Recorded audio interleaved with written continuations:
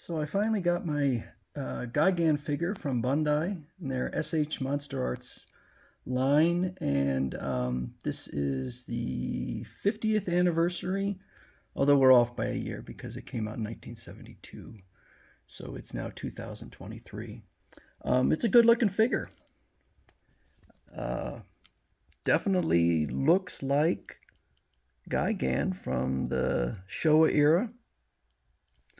Did not come with any extras, which I'm fine with. And a little comparison. So this right here is as close as I could come to Godzilla 1972. This is Godzilla from Godzilla versus King Kong.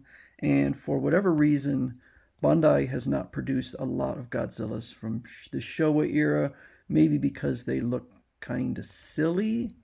So there is Godzilla from Godzilla versus Gigan 19. Oh, I'm not having a tough time. He's looking very friendly, very kid friendly, and maybe that's the reason they're not showing or they're not producing too many figures, because he just looks kind of friendly. You compare him to the Final Wars version. Let's see if I can find Final Wars.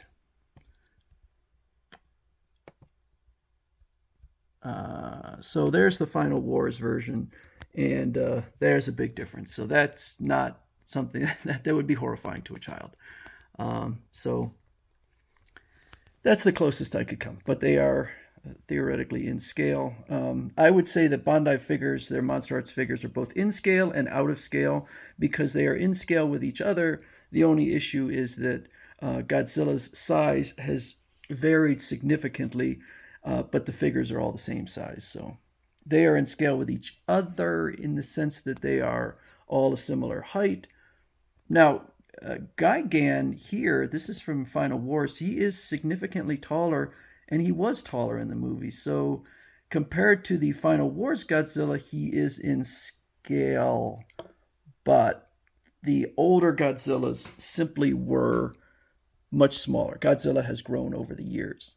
And then you can see this is the 1972 version versus the Final Wars version. The Final Wars version has a lot more flares to it. He's got the buzzsaw hands, which are replaceable. He does also have the hook hands. Has the mandibles here, but he's also got all sorts of, well, I guess he has spikes too, but more flourishes. Doesn't have the gold. It's a shame, because the gold really pops on this figure. I don't know if you can see in here, but it looks really nice. Now this buzzsaw in here, it is like separate, but it does not move at all. So don't be fooled into thinking that it's going to actually do anything. The articulation on these figures is never particularly spectacular. It's serviceable. Bandai, their figures pound for pound are maybe the most expensive, or they certainly are expensive. But they're not perfect. Like the jaw on here is a little bit off. The wings, for whatever reason, I have them both fully extended, but you can see that they're asymmetrical. And I don't know. I mean, I'm sure the costume was also imperfect, but I'm not sure if they're trying to recreate the imperfections on the costume, or if it's just a little bit of sloppiness. I've always considered these figures to be more of soft statues, because they're articulate. I mean, you could see the articulation is there, but it is never particularly great, which is surprising, because Bandai certainly is capable of doing some very good articulation. The mandibles do move. Okay, so that's pretty cool. The jaw will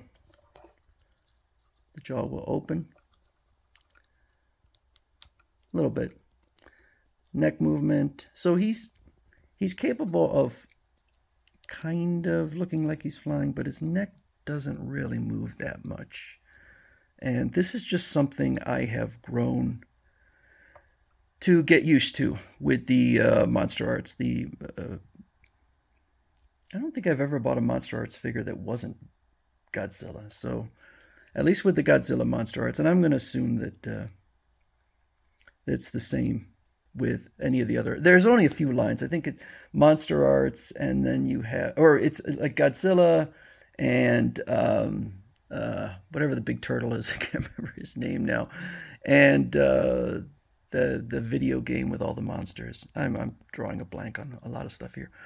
Anyway, I really like the gold. I think that looks really nice in there. So overall, I'm quite pleased with the figure.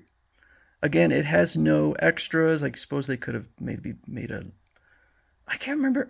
After I just watched the two movies, and I can't remember if his eyes do a laser. I don't think they do. But his big attack seems to be flying around and hitting you with his buzzsaw. And so even though Godzilla versus Gigan was kind of a kid's movie, that was the first time Godzilla bled, and he bled a lot. He was gushing blood. Gigan is really, he tends to rank up there as the deadliest, some of the deadliest foes, among his deadliest foes, and he does make 3 appearances in movies, so that is uncommon. A lot of the Godzilla monsters make just 1 appearance. Unfortunately, it's in 3 of his weakest films. The Final Wars got Gigan. The Final Wars was, I think, the biggest box office disappointment of all the Toho films, and I did not like the film. It seemed to be trying to do some things it was simply not capable of doing. Godzilla versus Gigan and Godzilla versus Megalon I just did a discussion on them. I don't think either of them were great movies. So poor Gigan, he's never really been in a great movie. And he is a cyborg kaiju. So he's an alien cyborg kaiju, and you can see he does have some robotic features. The eyes, the mandibles, everything. These are intend to be metallic. He's got the spikes for hands, and he does use them. The buzzsaw, even his feet are spikes. So, and a spike for a tail. I'm not sure if he ever used it. And he's fast. He can fly. So he is deadly, but he always is teaming up with someone else. Whether it be King Ghidorah, or Megalon, or Kaiser Ghidorah. He never seems to be able to fight on his own, and particularly in Final Wars, he was definitely the second banana among the two. Although he was put in there as one of the top 2 monsters. So in a movie with a ton of monsters, he was one of the top 2. He and Kaiser Ghidorah or King Ghidorah were the big ones. Unfortunately, he didn't do too well. He actually had 2 encounters. The first one, he used his chains, and Godzilla just obliterated him in half a second.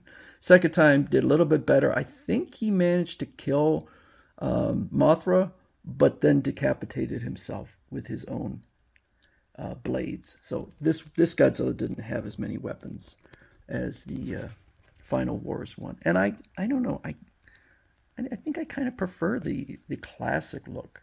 I know people sometimes make fun of it, say he looks like a robot chicken. And yeah, he kind of does. But I would say of the various Godzilla kaiju villains, he ranked up there among. And I don't think that this is a remake. I think this is new.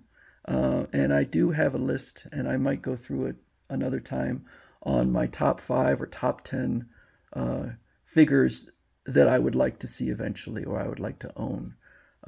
But he definitely would have been up there, and maybe someday he'll be in a fairly decent movie. So anyway, this is Gigan from Bandai. They're Monster Arts, and this is going to be a nice addition to my collection.